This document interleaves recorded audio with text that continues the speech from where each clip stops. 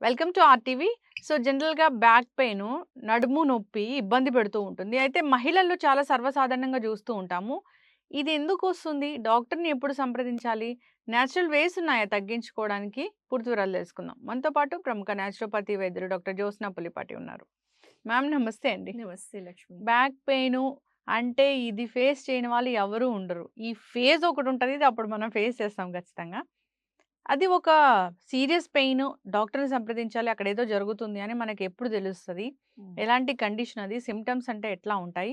వచ్చిపోయే నొప్పికి, పర్మనెంట్ నొప్పికి డిఫరెన్స్ ఏంటి? అంటే నేచురోపతి అంటే మా అందరికీ చాలా ఇష్టమే. ఎందుకంటే నేచురల్ వేస్‌లో మన జీవన విధానం ఎలా ఉండాలి? హెల్త్ ఇష్యూస్‌ని ఎలా కరెక్ట్ చేయాలనేది మీరు చెప్తూ ఉంటారు కాబట్టి, పూర్తిగా దీంట్లో ఎలాంటి ట్రీట్మెంట్ ఉంది దీనికోసం? మంచి క్వెషన్ అడిగారు లక్ష్మి. ఎందుకంటే బ్యాక్ పెయిన్ అనేది చాలా సర్వసాధారణం. ఏదో ఒక ఫేజ్ ఆఫ్ లైఫ్‌లో ప్రతి ఒక్కళ్ళం ఎక్స్‌పీరియన్స్ చేసి ఉంటాము. ఆల్‌మోస్ట్ 10 ఔట్ ఆఫ్ 10 హ్మ్. ఎవరిని తీసుకున్నా కానివ్వండి. అయితే బ్యాక్ పెయిన్ ఎప్పుడు మనము రియల్‌గా ఇంటర్నల్లీ అది డ్యామేజ్ అవుతుంది? ఎప్పుడు మనం డాక్టర్ దగ్గరికి వెళ్ళాలి? ఏ స్టేజ్ వరకు అన్నది మీరు అడిగిన క్వెషన్ అనేది it's very very important, critical గూడా. అయితే బ్యాక్ పెయిన్ నడుము నొప్పి ఎవరైనా కానివ్వండి, నడుము నొప్పి అనంటే మనం లోవర్ బ్యాక్ ఖచ్చితంగా సెంటర్‌లో కానివ్వండి, సైడ్‌కి కానివ్వండి, కొందరికి సెంటర్‌లోనే నొప్పి ఉంటుంది. హ్మ్. కొందరికి సైడ్స్‌లో ఒక సైడ్ ఉండొచ్చు, 2 సైడ్స్‌లో నొప్పి ఉండొచ్చు.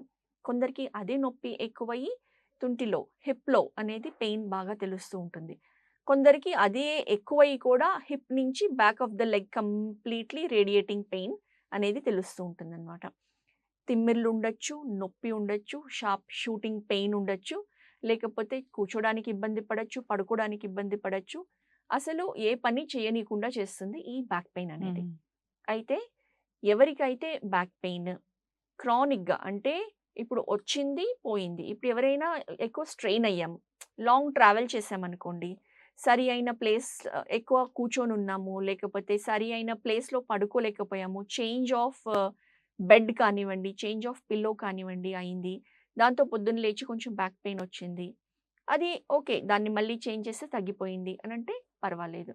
ఎప్పుడైతే back pain more than 2 weeks కంటే కూడా ఎక్కువ కన్సిస్టెంట్‌గా వస్తూ ఉందో, అలాంటప్పుడు ఖచ్చితంగా డాక్టర్‌ని సంప్రదించడం బెటర్. ఎందుకనంటే, హ్మ్. ఇది మన బాడీ సిగ్నల్ ఇస్తుంది internally some kind of damage అనేది జరుగుతుంది హ్మ్. స్పైన్‌లో అనేసి. ఓకే. ఇన్‌ఫ్లమేషన్ ఉంటే గూడా ఈ నొప్పులొస్తాయని జెప్తూ ఉంటారు గదా! ఏంటా ఇన్‌ఫ్లమేషను? ఏమైనా ఫుడ్స్ తింటే అట్లా అవుతదా? ఏంటి? అంటే ఇన్‌ఫ్లమేషన్ అనంటే, మన బాడీ అంతా కూడా ఇన్‌ఫ్లమేషన్ కండిషన్‌లో ఉండొచ్చు. హ్మ్. స్పెసిఫిక్ ఏరియా ఇప్పుడు మన బ్యాక్ పెయిన్ ఉన్నప్పుడు ఇంటర్నల్లీ ఆ ఇన్‌ఫ్లమేషన్ అనేది లోకల్ స్పైన్ ఏరియాలో లంబార్ వర్టిబ్రే అంటామనమాట. లోవర్ బ్యాక్‌లో ఉన్న ఒక 5 వర్టిబ్రే ఏవైతే ఇన్వాల్వ్ అయ్యి ఉంటాయో. వర్టిబ్రే అనంటే మన బోన్ పీసెస్ హ్మ్. ఏవైతే మన స్పైన్‌లో ఉంటాయో.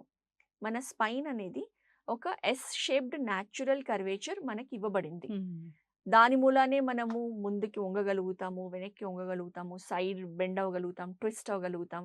ఇవన్నీ చేయడాని కోసమే మనకు ఆ స్పైన్ ఫ్లెక్సిబుల్‌గా అనేది మనము దాంతో బై బర్త్ మనకొచ్చింది. హ్మ్. కాకపోతే మనకి ఇప్పుడు ఉన్న లైఫ్ స్టైల్ డిసీజెస్ ప్రకారం మనము కంప్లీట్‌లీ ఓన్లీ ముందుకు వంగే పని చేసుకుంటున్నాం. అవును.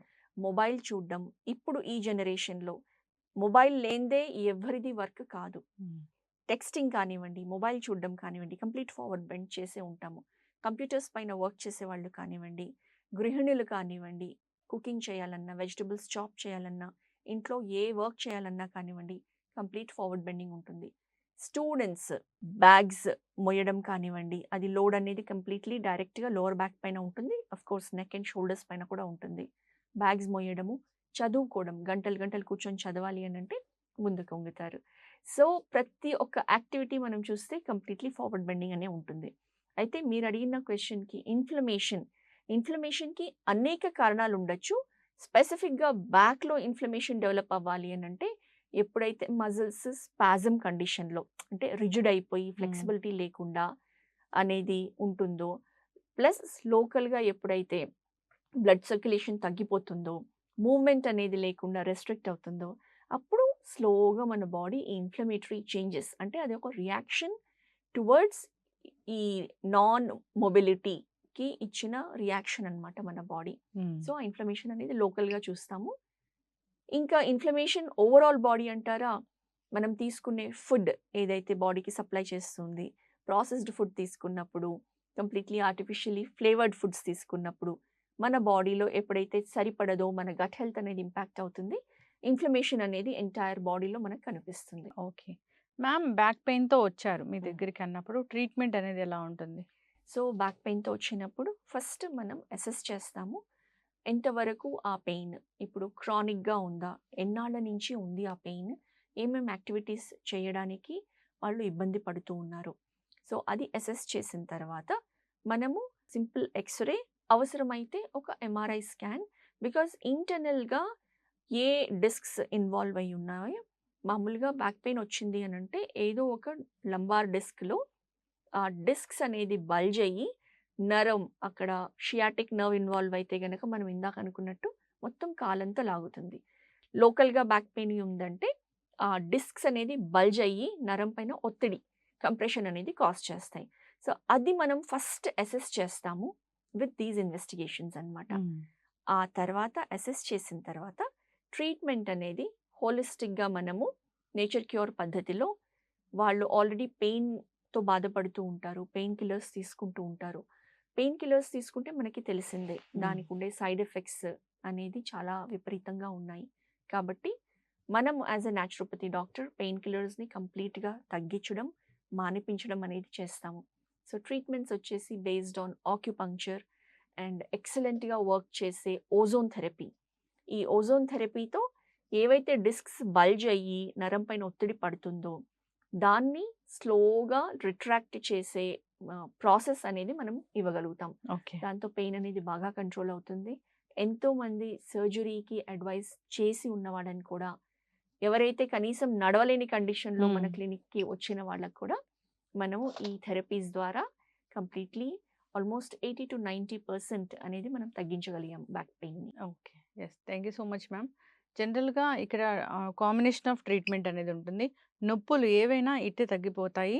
సో, అందరూ కూడా అంటే టెస్టిమోనియల్స్ చాలా ఉన్నాయి. చాలామంది పేషెంట్స్ కామెంట్ రాస్తుంటారు. నొప్పి అనేది ఏంటి? అది ఎలా భరిస్తారు? అది భరించలేనంతగా ఎలా ఉంటుంది? అది తగ్గితే వాళ్ళ ఫీలింగ్ ఎలా ఉంటుందనేది అందరికీ తెలిసిన విషయమే. కాబట్టి పెయిన్‌తో ఇబ్బంది పడుతున్న వాళ్ళు కాంటాక్ట్ చేయాలని కోరుకుందాం. ఇక్కడ మందులుండవు. డిఫరెంట్ ట్రీట్మెంట్స్ ఉంటాయి. థెరపీస్ ఉంటాయి. సో, అసలు రూట్ కాజ్ ఏంటి? ఎందుకొచ్చింది? తెలుసుకొని దానికి ట్రీట్మెంట్ అనేది ఇస్తారు. సో, మళ్ళీ మళ్ళీ రాకుండా ఉంటుంది. బ్యాక్ పెయిన్ ఇబ్బంది పడుతున్న వాళ్ళు కాంటాక్ట్ చేయాలని కోరుకుందాం. చాలా చక్కటి ఇన్ఫర్మేషన్ మ్యామ్. ధన్యవాదాలు. నమస్తే అండి.